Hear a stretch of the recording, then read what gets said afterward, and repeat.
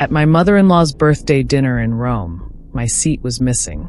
My husband chuckled. Oops, guess we miscounted.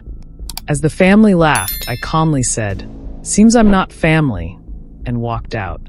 30 minutes later, they discovered I'd canceled the entire event, venue, catering, everything. Their faces turned ghostly white. "Seems I'm not family," I repeated, my voice steady despite the earthquake inside my chest. The words hung in the air of that exclusive Roman restaurant as 12 pairs of eyes stared back at me, some in shock, others with barely concealed satisfaction. My husband Ethan's light chuckle still echoed in my ears as I turned and walked away from the table where there was no chair for me. The humiliation burned through my veins as I exited the restaurant, but not a single tear fell. Instead, I felt an eerie calm take over as I pulled out my phone and opened the event management app one had built my career on. I had 30 minutes before they'd realize what I was doing, and that was more than enough. Before we begin, I want to thank you for being part of this journey. Sometimes, the most powerful moments come when we recognize our worth. If you've ever felt like an outsider, this story might resonate with you. My name is Claire Bennett. 5 years ago, I was just Claire Bennett, the founder of Ivy and Birch Events, Boston's most sought-after event planning company. I built my business from the ground up, planning every elegant gala, every corporate gathering, and every society wedding in Boston. That's how I met Ethan Westwood, at a charity gala I organized. Tall, confident, and from old money, Ethan was charming in the effortless way of privileged men. When he asked, "So, you're the wizard behind all this?" I had no idea that compliment would lead to working with his family, and then marrying into it. The Westwoods were Boston aristocracy. Their wealth traced back to shipping and railroads. Discreet, refined, and powerful, they didn't flaunt it, they just were it. 6 months after we met, Ethan and I started dating. 11 months later, he proposed. I ignored the warning signs. The way his mother, Margaret, looked at me with disapproval, the snide remarks about my humble beginnings, and the surprise on people's faces when they learned I was dating a Westwood. I compromised through wedding planning. Margaret found everything wrong, from the menu to the guest list, but I pressed on. After the wedding, the undermining became constant. They questioned my decisions, changed plans last minute, and dismissed my work as a hobby. When Margaret's 70th birthday rolled around, I was tasked with planning a week-long event in Rome. It should have been my moment of validation. Instead, it became my reckoning. I poured myself into the event, even using my company's credit to cover delays. But I also noticed cracks, vendors not being paid, financial statements showing investments gone wrong. The Westwood fortune was crumbling. Then, the day we flew to Rome, I saw a message pop up on Ethan's phone from Emily Carter. His college ex, "Can't wait to see you in Rome. Have you told her yet?" I opened the thread. They'd been seeing each other for months. She was pregnant, with his child. I took screenshots, sent them to myself, and deleted the evidence from his phone. Then I boarded the plane with a smile. In Rome, things got worse. At dinner, I was seated at the far end of the table. They made family plans without me. Ethan was always conveniently gone. I overheard conversations. I saw documents. I found draft separation papers, dated 2 months earlier, with a script for how Ethan would announce our divorce at Margaret's birthday dinner. They had planned everything. Still, I played my role. I kept organizing. I kept documenting. I stayed silent until the night of the dinner. The restaurant was stunning. I had arranged every detail to perfection. I returned to the hotel to change into my midnight blue Valentino gown. As I got ready, I felt strangely calm. When I arrived with the family, Ethan touched the small of my back, pretending intimacy. But once we reached the table, I found it, no seat. No place card. No acknowledgement. Margaret feigned confusion. "There seems to be a mistake," I said, voice calm. "My place setting is missing." They exchanged glances. Then came the line. "Oops, guess we miscounted," Ethan chuckled. The laughter that followed was planned, orchestrated. I was supposed to cry, to walk away embarrassed. But I said 4 words. "Seems I'm not family." And I walked out. In a nearby cafe, I pulled out my phone. I canceled everything: vineyard tours, Vatican guides, yachts, villa stays. All arrangements I'd booked through my company. All deposits returned to my business account. The emails from Ethan started, first confused, then desperate. I ignored them. I re-entered the restaurant through the service entrance. I handed the manager proof of the cancellations. Then I waited. When the staff informed the family their bill would no longer be covered, panic ensued. Faces drained of color. Voices raised. Phones came out. I sent Ethan a final message. "All deposits have been returned. Your family's financial issues are about to become very public. Enjoy your caviar." He called. I answered. "What are you doing?" he hissed. "Seems I'm not family," I replied. "You need to fix this." "Oh, I've fixed it." He begged to talk. I said no. I had the documents, the financial records, the emails, the truth. Then I stepped out of hiding. I walked to the table. Margaret shouted, "How dare you ruin my birthday?" "I learned from the best," I replied. "Isn't this what you planned for me?" A public humiliation. Charles stood. "You had no right." I had every right. Every contract was in my name. I just adjusted the plans. Vanessa snapped. "When Ethan divorces you, you'll get nothing." "That's where you're wrong," I said. "I have everything, including your offshore accounts. The IRS will enjoy this." They froze. I walked away. The next morning, I flew home, first class, paid with points from planning their vacations. Within days, word spread. Vendors demanded upfront payments. The Westwoods were exposed. My phone filled with threats, pleas, and accusations. I forwarded the documents to my lawyer. And it was just the beginning. Before the glitz of Rome, before the humiliating dinner and the missing chair, Claire Bennett was simply a woman with a vision and a clipboard. She wasn't born into wealth or connections.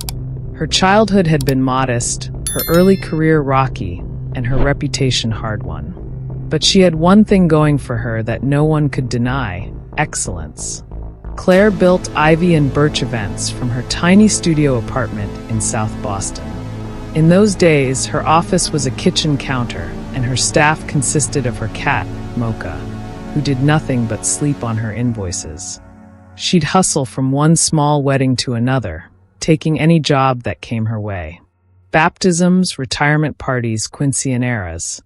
If someone needed a celebration and had even a modest budget, Claire found a way to make it unforgettable.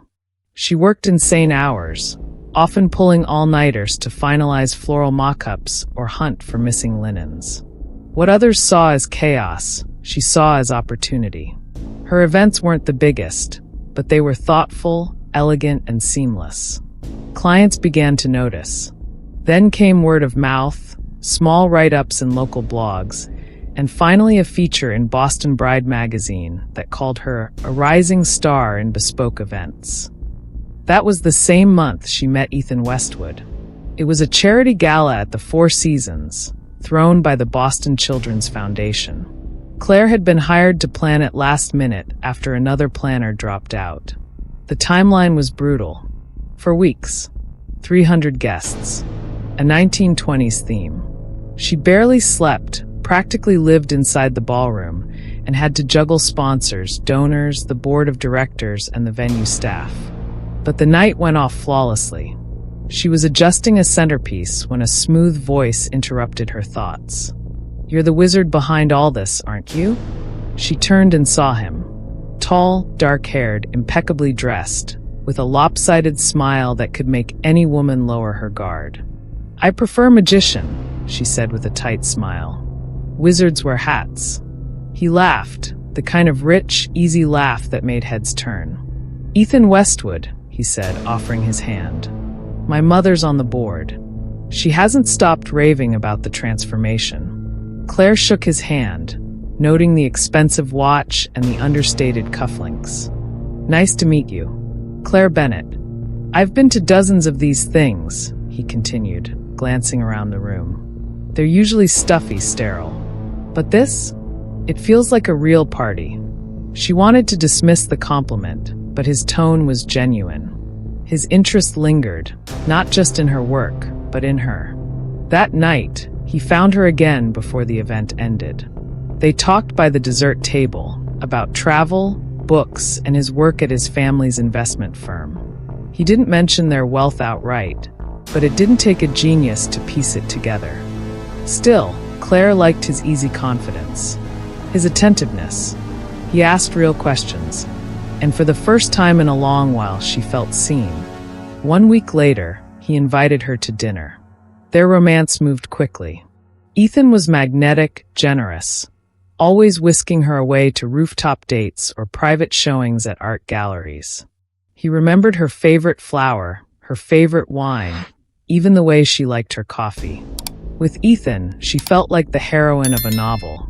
The first time she met his family, Claire was cautious but optimistic. She knew she wasn't what the Westwoods expected for Ethan. They were old money, respected, reserved. They wore pearls at breakfast and hosted wine tastings like others hosted book clubs. Margaret Westwood, Ethan's mother, wore her disapproval like an accessory. She smiled tightly, asked pointed questions about Claire's upbringing, and referred to her business as a cute little venture. Self-made success is so American, Margaret had said during their first dinner together. It's refreshing. Claire had forced a smile. Ethan squeezed her hand under the table. After dinner, when she expressed her concern, Ethan dismissed it. She just needs time, he assured. You know how my mom is. Give her a few months. She'll come around. But she never did. Margaret's passive aggressiveness turned into subtle sabotage. She'd book events through Ivy and Birch, then nitpick every detail.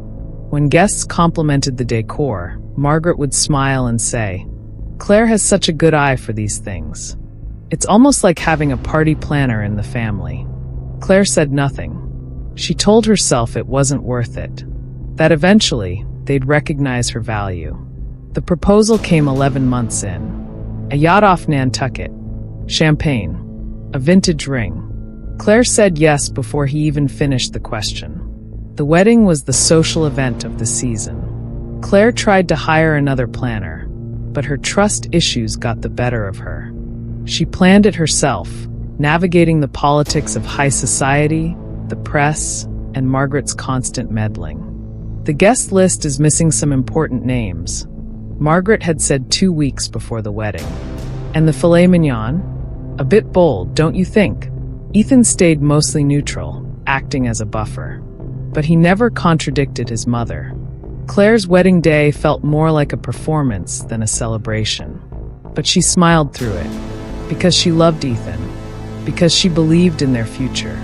They honeymooned in the Maldives, returned to Boston, bought a brownstone in Beacon Hill. Life looked perfect, from the outside. But perfection is a fragile thing. Soon, the cracks began to show. Ethan started spending longer hours at work.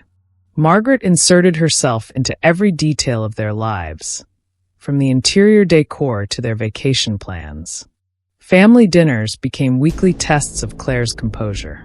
Her business was tolerated, not respected. And every time she voiced a concern, Ethan would say, "Just ignore them. You know how they are." Claire began to feel like an accessory, a prop, beautiful, poised, but ultimately replaceable. Still, she pushed through. She told herself it was just a phase, that Ethan loved her, that she could earn their respect. Until the Rome trip, until the betrayal, until the missing chair. That was when Claire realized she hadn't married into a family. She had married into a facade, and it was time to tear it down.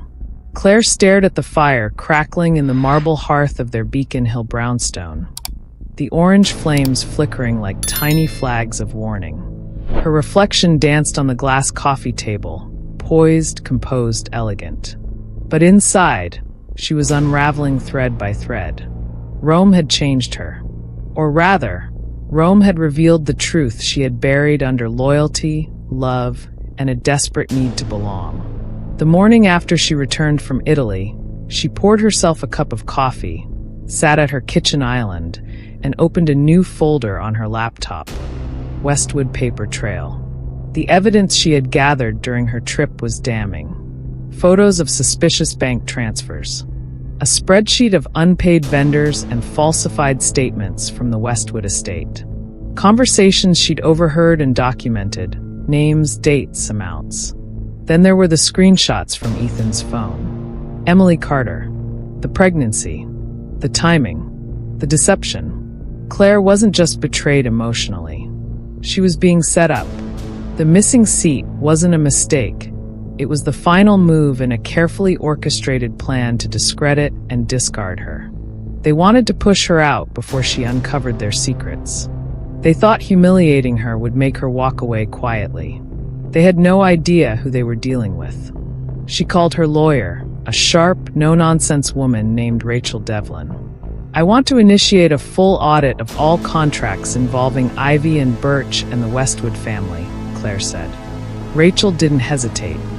"We'll start today." "Claire, are you ready for this?" Claire stared at the flame on her candle. "I'm not walking into war. I'm just refusing to keep pretending it's peace."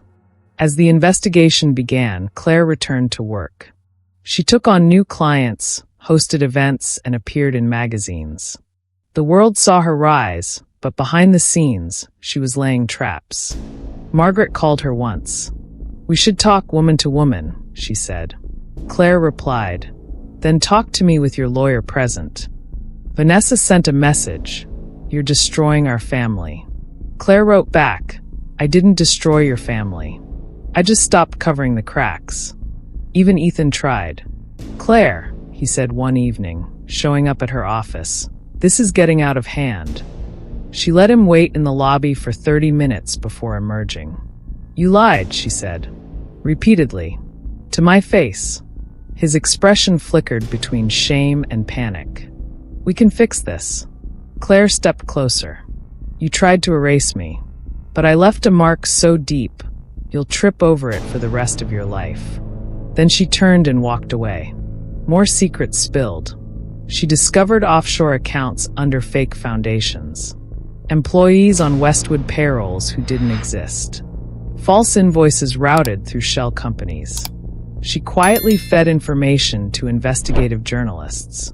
Claire didn't want headlines, she wanted consequences. She began to withdraw her share of the company funds, ensured her name was removed from all upcoming projects tied to the Westwoods, and cleaned her business of any traceable link to them. She started preparing for the storm. But even as she built her fortress, she couldn't ignore the pain. The moments in the quiet, when she'd hear a song Ethan once played, or see a dress she wore on their honeymoon. Those were the moments that hurt. Not because she missed him, but because she missed who she thought he was. She mourned the illusion. One night, while walking along the Charles River, Claire stopped and looked out at the lights reflecting off the water. Everything looked calm on the surface, but the current beneath was strong, relentless, and unseen. That was her now. She was done asking for a seat at anyone's table. Done begging to be loved by people who saw her as expendable. Done proving herself to people who were afraid of her light. Claire Bennett wasn't just surviving. She was calculating. She was patient. And she was ready. The Westwoods wanted a game. They were about to learn she'd rewritten the rules. Golden light of early evening bathed Rome in romance and grandeur as Claire Bennett stepped off the plane. From a distance, everything shimmered. The ancient city was alive with beauty and secrets, just like the family she was about to destroy. She was the last to step through customs, deliberately slow, allowing the rest of the Westwood entourage to file ahead. Margaret Westwood had already begun issuing orders to the drivers before Claire emerged from the terminal. "I thought I specified the hotel cars, not something this generic," Margaret said, eyeing the sleek black Mercedes vans. "They're from Lux Transport," Claire said evenly. "They handle the Italian diplomatic fleet. The hotel had an internal scheduling issue, so I handled the upgrade myself." Margaret waved a dismissive hand. Of course. The convoy headed to Hotel de Russie, where Claire had arranged every detail. Fresh flowers, monogrammed pillows, locally sourced welcome baskets. Each suite had been tailored to the guests' preferences. It had taken weeks of meticulous coordination. None of it was acknowledged. Margaret glanced at her itinerary, then folded it into her handbag without a word. "We'll just play it by ear. The family knows Rome quite well." Claire forced a smile, her nails digging into her palm. Every snub was another match to a growing flame inside her. Her own suite overlooked the Spanish Steps. Ethan walked in behind her, his phone already ringing. He answered without hesitation and stepped onto the terrace. "Work?" Claire asked when he returned. "Investment issue. Just a quick check-in." His eyes didn't meet hers. Claire said nothing. She was done arguing over lies. Claire Bennett watched the chaos from a quiet corner of the restaurant's kitchen corridor. She stood near the pastry station, blending in with the hum of waiters and kitchen staff moving briskly through their evening flow. But her eyes were locked on one table, the glittering crown jewel at the center of the rooftop. Margaret Westwood sat beneath a string of golden lights, her diamond necklace catching every glimmer. Laughter echoed from the Westwoods' table as champagne flutes were raised and toasts were made. It was meant to be a crowning evening, the climax of a week-long display of luxury, status, and power. Claire had made sure it would be unforgettable, for all the wrong reasons. At precisely the 30-minute mark after she had walked out, she sent the final message. "Claire, proceed." Marco, the maitre d', nodded and made his way toward the table, flanked by two senior staff. He bent discreetly toward Charles Westwood, speaking in hushed tones. Charles leaned back, his expression shifting from curiosity to irritation. He reached for his wallet, but Marco raised his hands in polite refusal and showed him something on the tablet. The ripple began. Charles looked confused, then concerned, then visibly agitated. Margaret leaned in, whispering rapidly. Vanessa stopped mid-bite. Ethan stood halfway up, staring at his phone. Claire knew he had received her message. "Claire, all deposits have been reversed. Your family's financial issues are about to become very public. Enjoy your caviar." She watched them spiral in real time. Richard Westwood, stoic, controlled, rose to his feet, demanding to speak to the manager. Marco returned with documents Claire had pre-approved. Cancellation confirmations, credit reversals, authorization emails. The perfect storm of bureaucracy and exposure. Margaret's voice rose. "This is unacceptable. Do you know who we are?" Marco's answer was gracious, apologetic, and final. Claire turned, walked through the side hall, and stepped onto the terrace. 12 pairs of eyes turned to her. Some were shocked, some furious. Ethan's face was pale, jaw clenched. Margaret looked like someone had struck her. "How dare you ruin my birthday?" she snapped. Claire approached the table with measured grace. Her heels clicked softly, her midnight blue dress flowing with confidence. "I learned from the best, Margaret," she said, her voice even. "Isn't this exactly what you planned for me? A public humiliation? A grand farewell?" "This is outrageous," Charles bellowed. "You're right," Claire said. "It is. But let's be clear. Every arrangement was under my company's name. Every payment processed through my accounts. Every signature is mine. So yes, I had the right." Vanessa sneered. "You'll get nothing from this. When Ethan files for divorce, you'll walk away empty-handed." Claire smiled. "Wrong again. I have copies of everything. Emails, bank statements, offshore transfers. I've already sent them to my lawyer. If you try to bury me, I promise I'll bury your reputation first." Ethan stepped forward. "Claire, stop this. "No, Ethan," she said. "You stop. Stop pretending this wasn't your idea. Stop acting like you're the victim. You were going to blindside me tonight. With a script." Ethan froze. "You don't understand." "I understand perfectly," she interrupted. "You plan to announce our divorce here, make it seem mutual and civilized, and then ride off into the sunset with your ex and your unborn child. I saw the script. I saw the sonogram. I know everything." The silence was deafening. The other restaurant guests were now watching, intrigued. Claire turned toward Marco. "Thank you for your professionalism. I'll be leaving now." He nodded. "Would you like us to call you a car?" "I already have one waiting."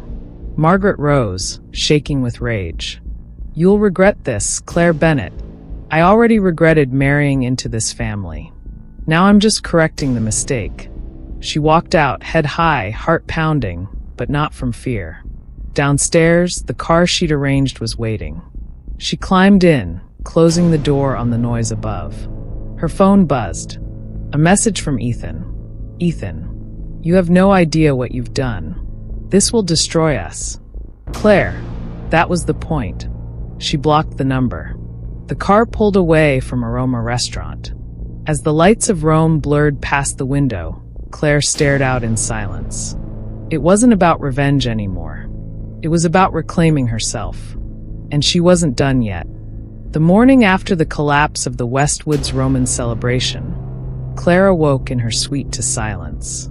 Not the peaceful kind, but the tense, still quiet of an aftermath. She lay in bed for a moment, staring at the ceiling. The night before had played out like a scene in a film, poised, brutal, and final. But the consequences were only beginning to take shape.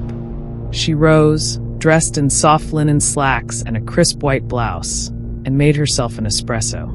Outside her suite window, Rome was waking up in golden hues, just as oblivious as it had been the day before. But everything in Claire's world had changed. She spent the morning wrapping up loose ends. She sent formal cancellations to every vendor she had booked, citing family emergency, offering a sincere thank you for their cooperation. Most were professionals she'd worked with for years. Some messaged back with concern, others with support. One florist even sent her a bouquet with a note. "You did what needed to be done." Then she contacted her lawyer back in Boston. "I need all the financial documents secured," she said. "And I want them scanned into a private cloud. Add redundancy. I'll pay extra." "Understood," the lawyer replied. "Also, Claire, the papers Ethan had prepared, they won't stand in court if we prove fraud. Especially with what you've shown me." Claire felt a weight lift from her chest. By noon, the Westwoods had begun their damage control. First came the messages, an avalanche of them. "Ethan, Claire, we need to talk. This is spiraling. Margaret, whatever petty revenge you think you've achieved, you've embarrassed yourself more than us. Vanessa, grow up. Charles, this is actionable. Our lawyers will be in touch." Claire ignored them all. Then came the hotel. "Mrs. Westwood," the concierge called her. "Your family's reservation for tonight has been flagged. The manager is requesting updated payment due to changes in booking authorization. Tell him to speak directly with Mr. and Mrs. Westwood Sr., Claire replied. "I've removed all guarantees connected to my business." That evening, she moved to a different hotel, a boutique property overlooking the Tiber River. She used her own funds, her own name. It was the first night in years she had slept with her phone in airplane mode. The next morning, she sat in the hotel's rooftop cafe with her laptop open. The Rome skyline shimmered in the sun. Her inbox was flooded, client inquiries, journalist questions, and surprisingly, event requests. The story had spread. A Westwood family insider had leaked a snippet to Boston society blogs. Rumors of scandal, public disgrace, financial instability. Claire's name was mentioned, tactfully, respectfully. The anonymous event planner who walked out, one blog wrote.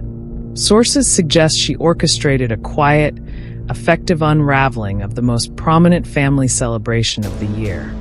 Her follower count doubled overnight. Industry professionals applauded her discretion. Women messaged her in private.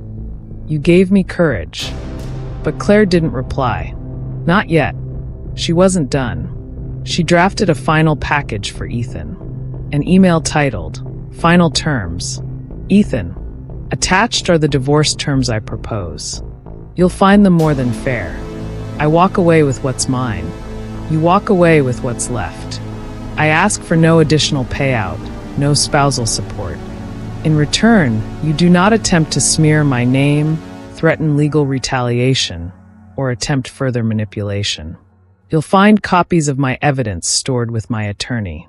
If you or your family retaliates, everything goes public: emails, offshore transfers, Emily's pregnancy timeline.